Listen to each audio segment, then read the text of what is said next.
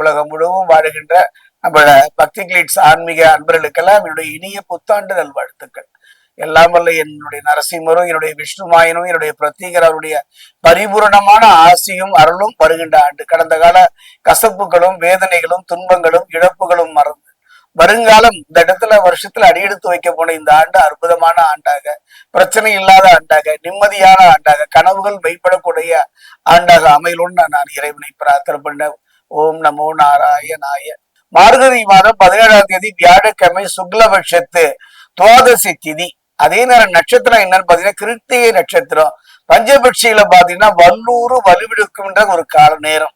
அந்த நேரத்துலதான் இந்த 2026ஆம் ஆண்டு பிறக்கின்றது. இந்த ஆண்டை பொறுத்த வரைக்கும் ஒரு ராஜ கிரகமான சூரியனை ஆதிக்கத்தில் உதிக்கின்றது. கிரகங்கள்லயே ராஜ கிரகம் என்று பாத்தீங்கன்னா ஆத்மகரகன், பிதுர்கரகன் என்று சொல்லக்கூடிய சூரியன். அந்த சூரியனுடைய ராஜ கிரக ஆண்டாகத்தான் இந்த 2026ஆம் ஆண்டு பிறக்கின்றது. அதே நேரம் பாத்தீங்கன்னா கிருத்திகை நட்சத்திரத்துல பிறந்து இருப்பதனால இந்த வருடம் சூரியனின் நட்சத்திரத்தில், சூரியனின் நட்சத்திரம் மட்டும் கிடையாது, சூரியனுடைய ஆதிக்கத்தில் இந்த புத்தாண்டு பிறப்பதனால இவ்வாண்டு முழுவதுமே பாத்தீங்கன்னா கர்மகாரகன் என்று சொல்லக்கூடிய சனி குரு சாரத்தில் நீடிப்பதனால பாத்தீங்கன்னா ஒரு அற்புதமான ஆண்டாக இந்த ஆண்டு அமைகின்றது. குறிப்பா பாத்தீங்கன்னா 7ஆம் வீட்டு அதிபதியே லக்ன பாவத்துடன் வருவதாலும் சுகாதிபதினு சொல்லுவாங்க. இந்த சுகாதிபதி என்று வருவதாலும் இந்த ஆண்டு ஒரு நல்ல மாற்றத்தை எதிர்பார்த்த திருப்பத்தை தரக்கூடிய ஒரு ஆண்டாகத்தான் அமைகின்றது. மிதுனராசி அன்பர்களே, 2026ஆம் ஆண்டை பொறுத்த வரைக்கும் ஒரு எத்தனையோ வேதனைகளும் சோதனைகளும் இருந்தாலும் கூட கடந்த ஆண்டு காரணம் என்னன்னு பாத்தீங்கன்னா, எவன் பார்வை நம் வாழ்வை உயர்த்துமோ அவன் ஜென்மகுருவாக இருந்து படாத பாடுபடுத்தி விட்டார். ஒரு நல்ல வேலை இருந்தாலும் கூட அந்த வேலை ஒரு போராட்ட களமாக அமைந்தது. ஒரு திருமணமாக இருந்தாலும் கூட அந்த திருமணத்துல திருப்தி இல்லாத ஒரு நிலை, எதிலுமே திருப்தியே ஒரு குழப்பமும் நிறைந்த ஒரு ஆண்டாகத்தான் கடந்த ஆண்டை நீங்கள் சந்தித்தீர்கள். மதில் மேல் பூனையாக முடிவெடுக்க ஒரு போராடிய களமாகத்தான் கடந்த ஆண்டு இருந்தது. ஆனால் 2026ஆம் ஆண்டை பொறுத்த வரைக்கும் எவ்வாறு இருக்கும் பார்க்கலாம்.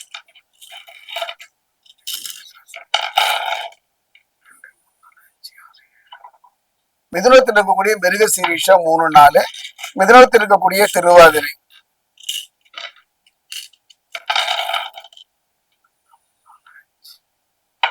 மிதுனத்தில் இருக்கக்கூடிய புனர்பூசம் 1, 2, 3.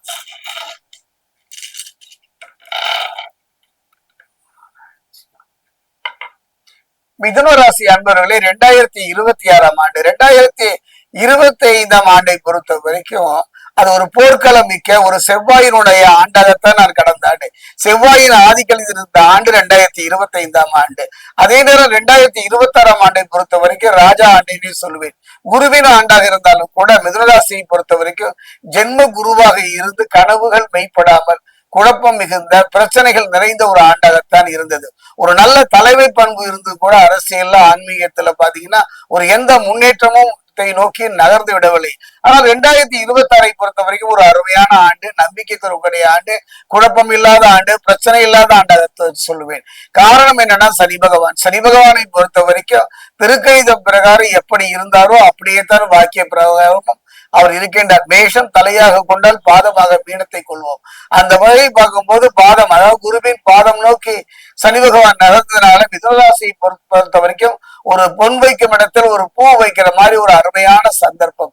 அதே நேரம் அரசியல்வாதிகள் சற்று கவனமா இருக்கும். பெண்கள் விஷயத்துல நீங்கள் என்னதான் ஒரு உயர்ந்த உன்னதமான நிலையில் இருந்தாலும் கூட திண்ணை எப்ப காலியாகும் என்கிற ஒரு நிலைதான். குறிப்பா உடல்நிலையில மிக மிக கவனமாக இருந்து விடுங்கள். கஷ்டப்பட்டு போராடி ஒரு உயர்ந்த நிலையை அடைந்தீர்கள், அந்த நிலையை தக்க வைத்துக் கொள்ளுங்கள். அதே நேரம் பாத்தீங்கன்னா அப்பா பிள்ளைன்னு சொல்லுவாங்க. அதாவது அந்த அப்பா பிள்ளைக்குள்ள ஒரு பிரச்சனைகள் பெரிதாவதற்கான ஒரு சூழ்நிலை இருக்கு. சூரியனுடைய ஆண்டு தானே, சூரியனும் சனியும் நிறைந்த ஆண்டு தானே. அந்த மாதிரி சூரியனும் சனியும் சேர்ந்து விட்டாலே அப்பா பிள்ளைக்கு ஏதோ ஒரு இடத்துல ஏதோ ஒரு நிலையில் ஒரு பிரச்சனை இருந்து கொண்டே இருக்கும். கவனமாக இருந்து விடுங்கள். ஒரு மனிதனுடைய வாழ்க்கையில உறவு, அதுல இந்த தாய் அப்பா பிள்ளை உறவு என்பது ஒரு அற்புதமான உறவு.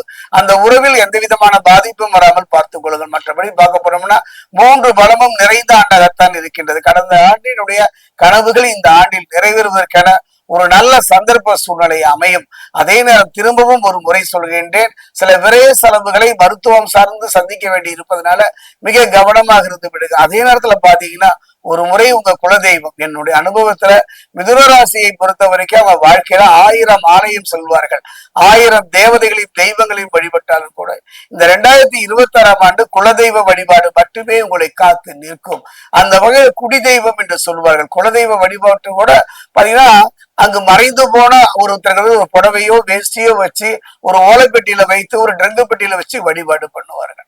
அந்த வகையில் அப்படிப்பட்ட ஒரு வழிபாடு இருந்தால் அது அந்த வழிபாடு செய்வதை நீங்கள் நிறுத்தி இருந்தால் தொடர்ந்து செய்வீர்கள். அந்த வகையில குலதெய்வ வழிபாடு நிறைந்த ஒரு ஆண்டு, குழப்பமும் பிரச்சனையும் இல்லாத ஒரு ஆண்டாக, நிம்மதியான ஒரு ஆண்டாக அமையும்.